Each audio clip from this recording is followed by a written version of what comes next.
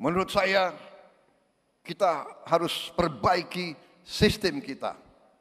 Dan kita tidak boleh malu untuk mengakui bahwa kemungkinan sistem ini terlalu mahal. Selamat datang.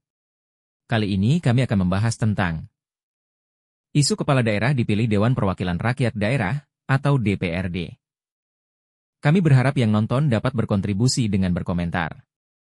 Sampai saat ini berkomentar di kolom komentar, masih kami gratiskan. Jangan lupa like, share dan subscribe. Logika tak etis di balik isu kepala daerah dipilih DPRD.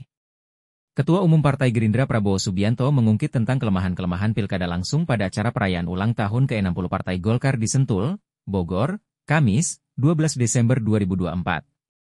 Prabowo sejak 2019 lalu memang telah mempersoalkan mahalnya biaya pilkada secara langsung, mulai dari biaya untuk mendapatkan kendaraan politik, biaya operasional kampanye, sampai pada biaya untuk beli suara, vote buying. Sehingga, menurut beliau, mengembalikan hak memilih kepala daerah kepada Dewan Perwakilan Rakyat Daerah, DPRD, adalah opsi solusi yang tepat. Keluhan ini menjadi isu besar saat ini, karena kapasitas Prabowo 5 tahun lalu dengan kapasitasnya hari ini sudah tak lagi sama. Keluhan Prabowo di saat jelang gelombang kedua pilkada serentak 2019 lalu nampaknya kurang mendapatkan atensi publik dan elit nasional. Karena kapasitasnya kala itu hanya sebagai kandidat presiden, sebelum beliau bergabung ke dalam pemerintahan Presiden Jokowi Jilid kedua. Berbeda dengan hari ini, karena apapun yang disampaikan oleh Prabowo Subianto dalam kapasitasnya sebagai Presiden Republik Indonesia yang ke-8 tentu akan mendadak menjadi isu besar di satu sisi dan berskala nasional di sisi lain. Apalagi jika isinya tentang keluhan dan kekecewaan seorang presiden terhadap sesuatu, yang dinarasikan secara cukup atraktif oleh Prabowo saat berpidato di atas panggung. Namun, jika kita simak semua persoalan dalam pilkada serentak, langsung, yang disebutkan, baik yang disampaikan oleh Prabowo sendiri, maupun yang telah ditambah-tambahkan oleh tokoh lain di dalam pemerintahan atau para pendengung yang berada di pihak pemerintah, letak dan asal semuanya bukan dari masyarakat sebagai pemilih, tapi justru dari para elit, politisi, dan kandidat kepala daerah sendiri. Besarnya biaya yang harus dikeluarkan oleh seorang calon untuk mendapatkan kendaraan politik, parpol, yang biasanya berupa kalkulasi jumlah kursi parpol di DPRD dikalikan sejumlah uang, lalu besarnya biaya operasional kampanye, dan besarnya biaya yang harus dibayarkan kepada pemilih, vote buying. Semuanya adalah keputusan politik para elit dan dilakukan di antara sesama elit, mulai dari pusat hingga ke daerah. Arti sederhananya, kesalahan dan imoralitas politik pada pilkada langsung adalah buah perbuatan dan hasil negosiasi elitis para elit, bukan buah dari keputusan dan perbuatan rakyat pemilih. Bayangkan jika partai politik tidak memberlakukan political cost semacam itu di pilkada langsung, atau bayangkan jika paslon tidak menawarkan uang kepada pemilih di daerah agar dipilih, tapi menawarkan bukti kinerja politik, menawarkan bukti pengabdian pada daerah, menawarkan track record, menawarkan deretan bukti integritas, dan menawarkan bukti-bukti keberpihakan beserta dengan agenda kerja keberpihakan, tentu ceritanya akan lain. Lalu, soal biaya operasional kampanye yang besar, mulai dari alat peraga sampai kepada biaya-biaya untuk mengunci tokoh dan elit daerah yang suaranya mewakili kelompok yang besar di daerah, juga bukan kesalahan rakyat pemilih di daerah, tapi kesalahan para paslon yang tidak berinvestasi politik dalam waktu yang panjang sebelumnya. Sehingga paslon-paslon yang muncul secara dadakan di daerah, tanpa pernah berbuat apa-apa, tentu membutuhkan biaya besar untuk membangun popularitas dan reputasi politik dalam waktu singkat. Jalan satu-satunya adalah dengan menebar uang untuk berbagai macam pendekatan politik di daerah. Kasusnya tentu akan berbeda jika seorang paslon telah berbuat banyak di daerah, telah melakukan kinerja politik di daerah dengan rutin berkomunikasi dengan tokoh-tokoh dan para elit di daerah tentang masalah-masalah di daerah, bukan berkomunikasi tentang hal-hal picik untuk menguras anggaran daerah, dan sering hadir di tengah-tengah pemilih, rakyat, di daerah. Tentu ceritanya juga akan berbeda. Sang paslon cukup menambahkan fitur-fitur baru yang berbiaya tidak terlalu mahal di saat ingin maju sebagai paslon. Apalagi jika paslon tersebut adalah petahana yang sebelumnya ternyata tidak banyak berbuat untuk daerahnya. Otomatis ia akan membutuhkan biaya sangat besar untuk merayu kembali masyarakat di daerahnya untuk memilihnya. Termasuk juga paslon penantang yang juga punya track record nol, reputasi yang buruk, dan integritas yang acap kali dipertanyakan, otomatis akan membutuhkan biaya besar untuk membranding dirinya agar terlihat dan terkesan tidak seperti yang dicitrakan selama ini. Nah, karena berbagai keburukan diri paslon tersebut, yang telah jor-joran menggunakan alat peraga, tapi tak juga memunculkan konfidensi pada paslon tersebut, sehingga muncul ide untuk membeli suara pemilih dengan sejumlah uang. Boleh jadi ide tersebut lahir dari paslon sendiri, atau justru lahir dari tim kampanyenya yang memanas-manasi sang paslon untuk melakukan pembelian suara pemilih. Terlepas dari sisi mana lahirnya ide tersebut, lagi-lagi yang disalahkan adalah rakyat daerah. Karena dianggap permintaan lahir dari bawah. Bukankah itu sebuah kesalahan berpikir yang fatal? Padahal jika kembali kita telisik ke bawah, faktor penawaran dari ataslah penyebab utama lahirnya aksi beli suara rakyat tersebut. Permintaan dari bawah hanya muncul belakangan karena di era-era sebelumnya elit telah membiasakan diri melakukan praktek vote buying tersebut. Sehingga menyisakan presiden buruk bagi rakyat pemilih. Walhasil pada pilkada-pilkada selanjutnya rakyat beranggapan hal tersebut adalah sebagai bagian dari SOP, standar operasi prosedur, pilkada.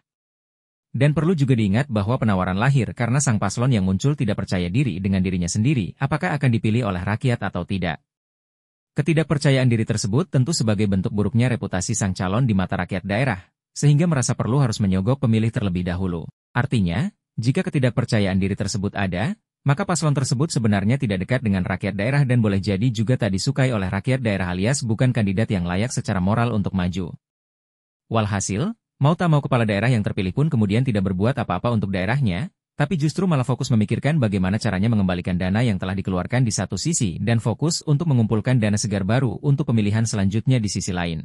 Rakyat daerah dilupakan begitu saja, karena merasa pada pemilihan selanjutnya sang kandidat cukup melanjutkan rutinitas beli suara seperti sebelumnya.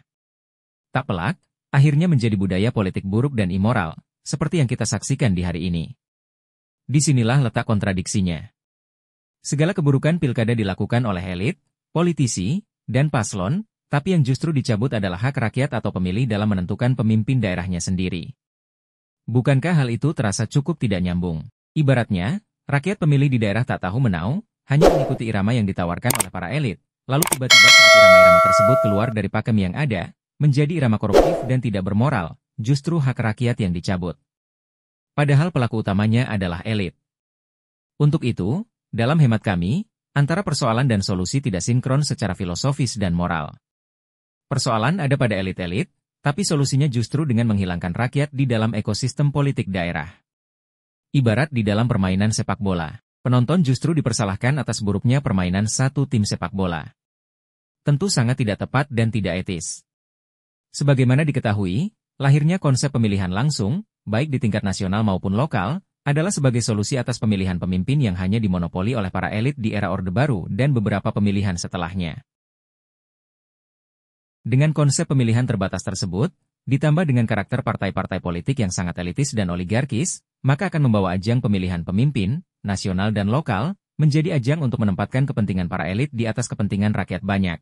Mengingat selama ini telah terbukti kepentingan-kepentingan elit tak sama dengan kepentingan rakyat banyak. Sementara itu, elit yang telah menikmati kekuasaan dan penguasa cenderung mendukung apapun yang terkait dengan status quo, cenderung hobi melanggengkan kekuasaan, ditambah dengan kekuasaan yang telah mereka raih cenderung dijalankan dalam logika Lord Action, yakni power tends to corrupt and absolute power tends to corrupt absolutely. Karena itulah rakyat harus dilibatkan di dalamnya, agar pemimpin yang terpilih tidak hanya berdasarkan keinginan para elit yang cenderung korup tersebut, tapi juga berdasarkan keinginan rakyat yang cenderung memiliki kepentingan berbeda dengan para elit. Masalahnya adalah, di saat seorang penguasa terpilih, potensinya untuk melanggengkan kekuasaan sangatlah besar, karena lingkaran para pihak, terutama elit, yang harus dijinakkan tidaklah besar, hanya beberapa puluh kursi di DPRD di satu sisi dan beberapa tokoh dan elit daerah di sisi lain. Pun lebih dari itu, dengan kecilnya ruang dan aktor yang menentukan keterpilihan seorang pemimpin, termasuk pemimpin daerah, maka potensi untuk memanipulasi pemilihan, tidak langsung, juga sangat besar, karena terjadi jauh dari pantauan publik. Jadi dengan dilangsungkannya pemilihan langsung, terjadi pembagian porsi hak dan kapasitas memilih antara elit dan rakyat alias tidak hanya dimonopoli oleh elit. Karena dalam praktiknya, elit tetap mendapatkan haknya di dalam menentukan calon pemimpin, yakni di saat menyeleksi calon-calon pemimpin yang akan dibawa ke laga pemilihan. Para elit di partai politik, elit di daerah, elit ekonomi politik di daerah, dan sejenisnya, bersepakat terlebih dahulu untuk memajukan calon yang akan didukung secara resmi, baru kemudian diserahkan kepada rakyat. Bukankah sudah cukup adil pembagian porsi tersebut? Artinya, jika dikembalikan kembali kepada para elit di daerah yang ada di partai-partai politik dan DPRD, maka keputusan itu akan menjadi kerakusan politik yang keterlaluan. Sementara semua kebobrokan pilkada selama ini berasal dari para elit, sehingga seharusnya hak elit-elit di daerah yang dicabut, bukan hak rakyat. Dengan kata lain, yang harus dibenahi adalah perilaku elit di DPP, Dewan Pimpinan Pusat, partai politik dan partai-partai politik di daerah, perilaku para elit daerah, perilaku calon-calon kepala daerah, perilaku pengusaha-pengusaha politik di daerah, sekaligus membenahi ekosistem pilkada agar lebih transparan, terbuka, tidak mudah dimanipulasi dan dikorupsi, bukan justru malah mencabut hak rakyat. Jika model pemilihan yang masih memberikan ruang pada hak rakyat, yaitu pemilihan secara langsung dihilangkan, maka pertanyaan kritisnya bukankah itu solusi yang aneh, tidak nyambung, dan sangat tidak adil? Sekian dan terima kasih. Jangan lupa subscribe.